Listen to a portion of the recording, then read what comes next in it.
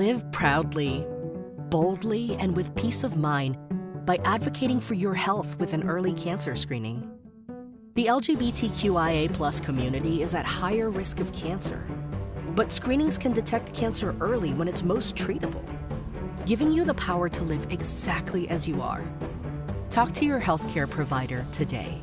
If you don't have insurance, talk to a nurse navigator to see if you qualify for free screenings. New today, a new motorcycle helmet law is now in effect in the first state. Details on what it means for motorcyclists and drivers, plus tragedy at the beach. The dangerous rip currents from the recent hurricanes turns fatal. And it's the first week of school for many, and a new school in our area opened its doors. We'll take you there next. Those stories and much more straight ahead tonight on DETV News.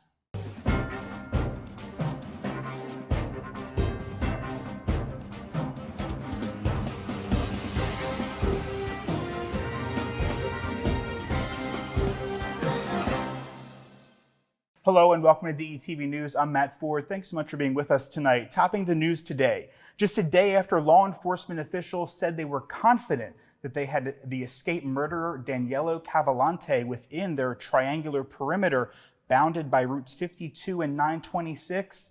He was spotted outside that area.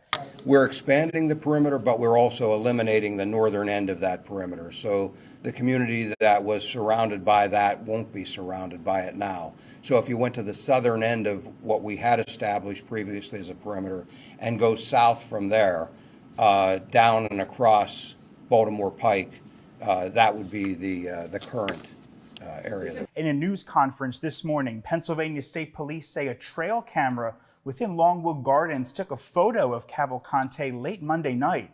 Police have expanded their perimeter to include that area around Longwood Gardens. Both Kennett Consolidated and Unionville Chadds Ford school districts canceled classes today. Police said Cavalcante had what appeared to be both a backpack and a duffel bag. Law enforcement officials disclosed they had been broadcasting a message from his mother via a helicopter and patrol vehicles to her son to surrender peacefully. The message is in Portuguese, his native language. Authorities asked residents to be diligent and report anything suspicious. A tip line has been set up to receive information. That number is on your screen.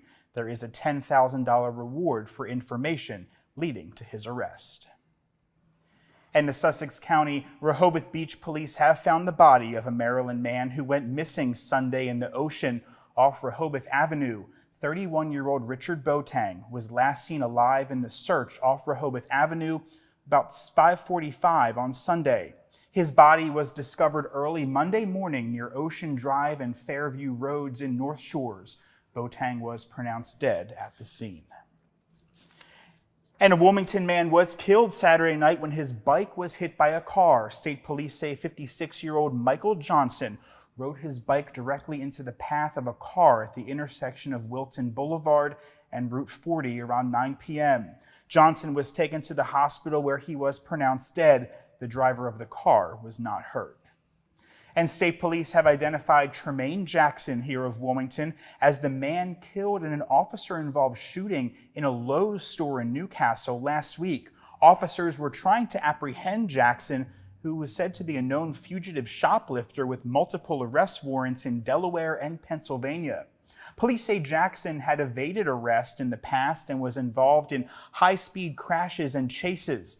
During the incident, Jackson fled from police, hit an unmarked police vehicle, and resisted arrest. A trooper became trapped between Jackson's car and a guardrail, prompting two troopers to open fire, fatally injuring Jackson. Paramedics were unable to save him, and two troopers sustained injuries, but were later released from the hospital. The involved troopers are on administrative leave.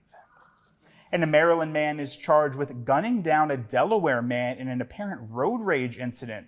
27-year-old Joe Reynoso pulled the trigger after his pickup truck just narrowly missed, hitting 53-year-old Michael Coffey's SUV on Halltown Road down in Hartley. This happened Saturday night. Coffey, who lived in Marydale, passed the man and stopped in front of him, and the two men apparently came to blows. They were separated by witnesses, but police say Reynoso shot Coffey as Coffey went back to his truck. Troopers learned that he is prohibited from having a gun, and the gun he used was reportedly stolen from Orange County, Florida. He is being held at the Sussex County Correctional Institution on charges including first-degree murder, possession of a firearm while committing a felony, receiving a stolen firearm, and terroristic threatening. The victim was transported to an area hospital where he was pronounced dead. Well, I think we can all agree it's been a relatively mild summer in our region, but it's certainly ending on a hot, record-breaking note. Meteorologists say we're looking at a few more days of record heat, and then it's going to be with us right through Thursday. But some relief is on the horizon, as a cold front later in the week should bring an end to this heat wave. That could bring several rounds of showers and thunderstorms, though, Friday lasting into Saturday. The National Weather Service has issued a heat advisory for us in Newcastle County now through Wednesday evening. And a heads up for drivers heading to and from Jersey. 2 New Jersey-bound lanes are set to close for months as the final phase of a major construction project to rehabilitate the Delaware Memorial Bridge has officially started. With the construction, we'll close the bridge's 2 northbound right lanes, and it's scheduled to span from Labor Day, that's yesterday, up until the week of Thanksgiving Day. The project, which is meant to rebuild the driving surface of the 72-year-old bridge, began last fall, and it's entering its final phase. Delaware River and Bay Authority said its engineers have designed the project to minimize traffic congestion on the bridges, but some of that congestion will still occur during rush hour periods and peak weekend travel times. To find out more, you can sign up for text alerts at bridgealerts.com for more information and project updates. And speaking of transportation, DelDOT has announced a new motorcycle helmet law aimed at reducing fatalities.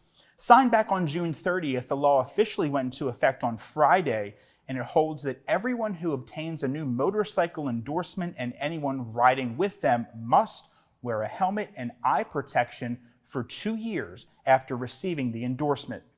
More, violators could be subject to civil penalty. Motorcyclists aged 19 years of age and younger are currently required to wear both at all times, and adult riders are required to have protection on hand. Helmets are also already required for anyone operating with a temporary motorcycle instruction permit. Last year, 22 motorcyclists were killed on Delaware roadways. So far, 12 people have lost their lives this year. And after 2 years of construction, Appoquinimink School District's newest elementary school has opened its doors to students and parents. Crystal Run Elementary welcomed about 400 students from grades 1 through 5. The $52 million building is 2 stories with 38 classrooms. It's the latest of Appo's 9 elementary schools. It was paid for by funding from a 2019 referendum, another step necessary of the 2-decade-plus growth down in Middletown and the school district.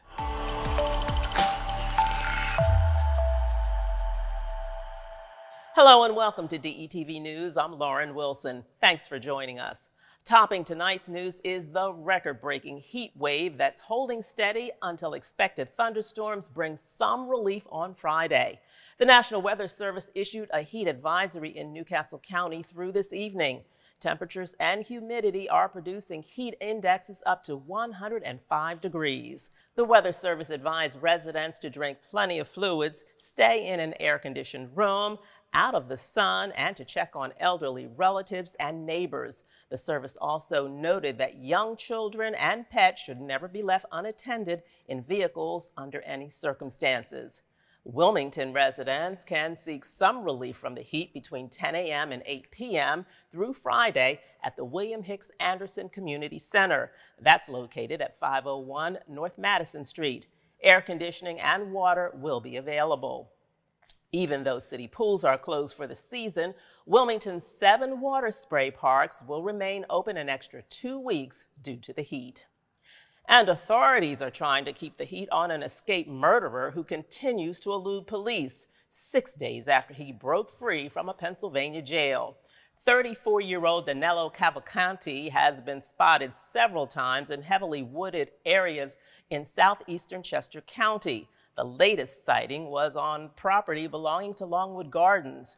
The 1,000-acre venue closed Wednesday for a second day. Also closed are schools in 2 districts in Pennsylvania that are taking safety precautions. Delaware State Police had said the convict appears to be heading south, but there is no indication that he has reached Delaware.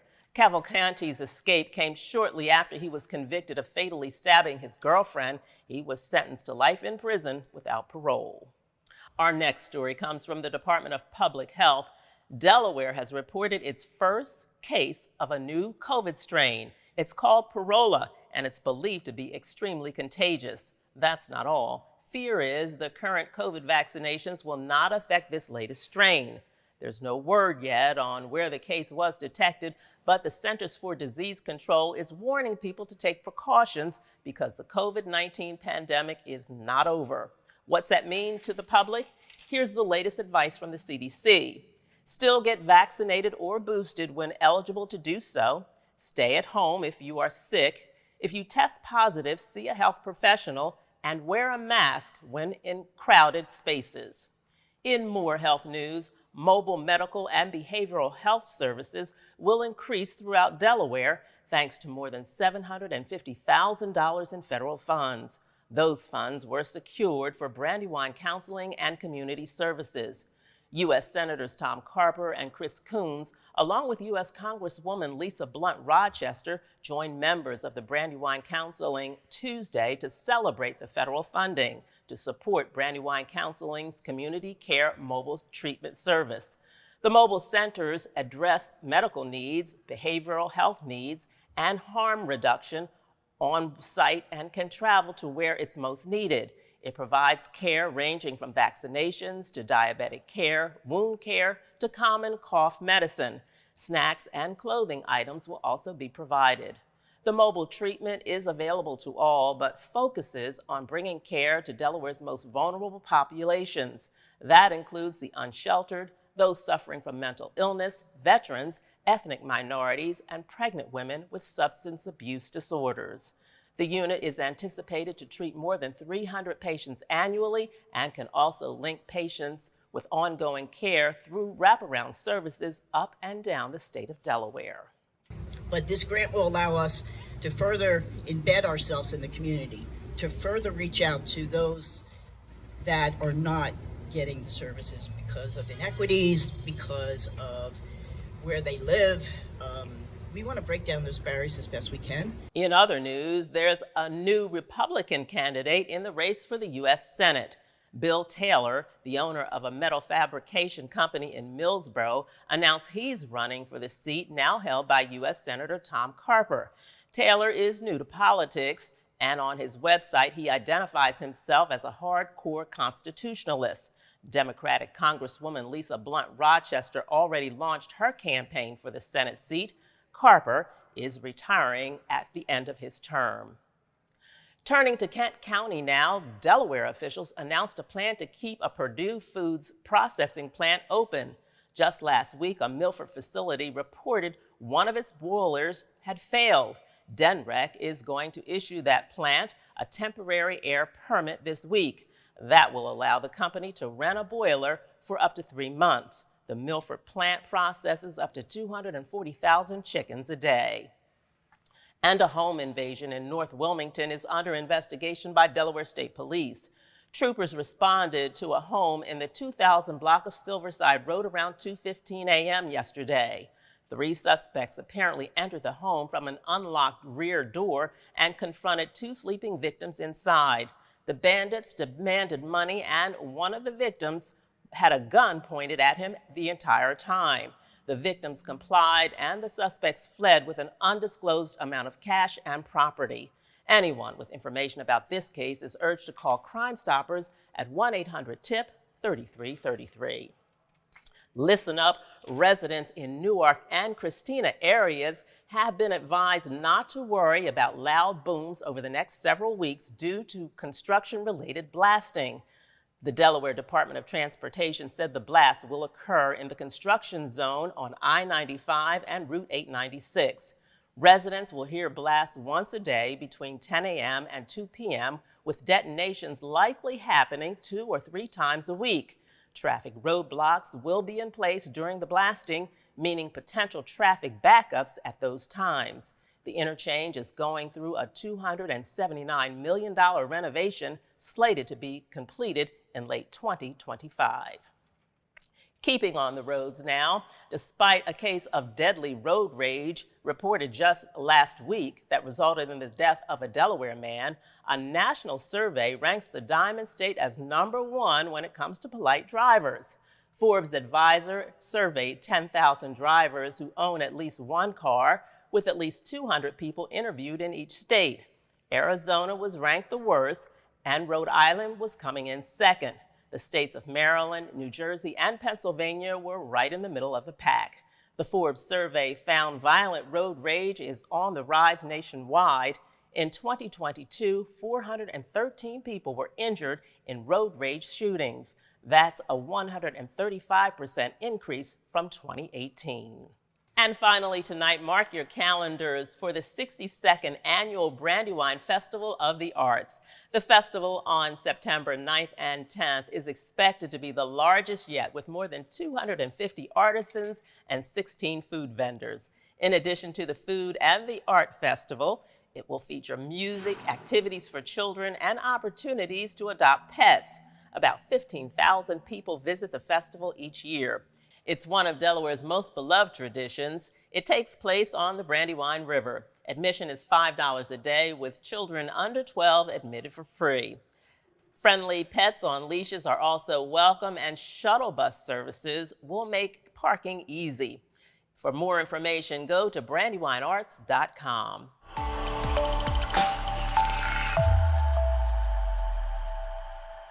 Hello and welcome to this edition of DETV News. I'm Lauren Wilson. At the top of tonight's news is politics. The Democratic race to be Delaware's next lieutenant governor became a little more crowded Thursday. 57-year-old David Lamar Williams Jr. became the 4th Democrat to throw his name into the ring. Williams, who ran unsuccessfully against John Carney for governor in 2020, said he wants to address education, homelessness, a living wage, and police accountability. Other Democrats already in the race are State Senator Kylie Evans-Gay, State Representative Sherry Dorsey Walker, and Vice Chair of the State Democratic Party, Debbie Harrington. The primary will be held on September 10th. Delaware State Police are continuing to investigate a 4-car accident in Smyrna Tuesday morning that took the life of a 25-year-old Smyrna woman. Caitlin Mitchell was stopped in the southbound lane of Wheatley's Pond Road around 7:30 a.m.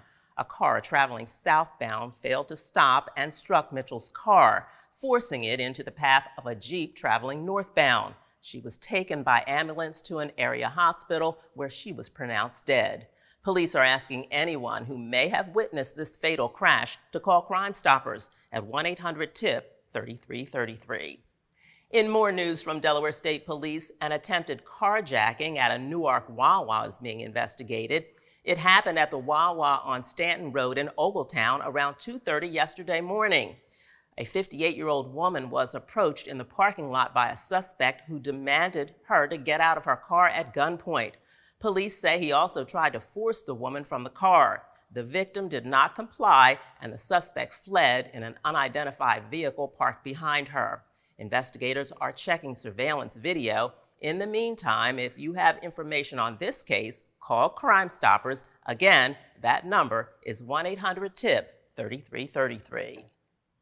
In other news, most American households, the largest portion of the income is devoted towards housing. With home prices on the rise and with affordable housing a nationwide concern, some seniors and those with disabilities may have difficulty finding housing they can afford or that suits their needs. The Sussex County Advisory Committee on Aging and Adults with Physical Disabilities will host a presentation to address the issue at its next meeting. It will take place at 10 a.m. on September 18th at the county administrative offices in Georgetown. Representatives from various agencies that assist seniors and those with disabilities will be on hand to present information and to answer questions. More details are available by checking the website on your screen. And in the wake of an uptick in reports of senior citizens being scammed, especially downstate, the Attorney General's office is issuing warnings tonight. Recent reports involve a number of different kinds of scams, including tech support scams. That's when victims are led to believe their computer has been hacked. Money and check transfer scams, when a fraudster asks a senior to help them transfer funds or deposit a check. And social media romance scams, in which a fraudster expresses romantic interest in the victim in order to convince them to send money. Attorney General Kathleen Jennings urges seniors across the state to take precautions to protect themselves from investment scams by doing a number of things. Remember, if it sounds too good to be true, it probably is. Never deposit money or transfer a check to someone you do not know. Never send money to someone you do not know. Never pay money to receive money. Never send money or provide credit card or online account information to anyone you do not know or trust. If you get a phone call you did not expect from someone who says there's a problem with your computer, hang up. And if you're looking for computer tech support, contact a company you know and trust.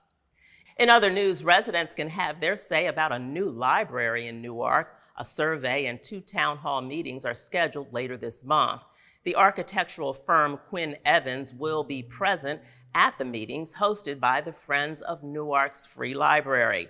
The information is there on your screen. Residents can also answer a 20-question survey about their need for a library on Newcastle County's website at newcastlede.gov. The new library will be built on the same site as the existing building. And finally, tonight, AIDS Delaware and the Delaware HIV Consortium will jointly hold the 37th Annual AIDS Walk Delaware on Saturday, September 16th. Walkers will be taking off at both ends of the state at 10 a.m. This year's walk celebrates and honors some of the people in the community who have been fighting the fight against HIV and AIDS since the first case was diagnosed in Delaware back in 1981. The check-ins begin at 9 a.m. at Brandywine Park in Wilmington and at Grove Park in Rehoboth Beach. Dogs are welcome at both locations. That's going to do it for this edition of DETV News. Remember to watch us on all social media platforms. I'm Lauren Wilson. Thanks for watching and have a great, safe weekend.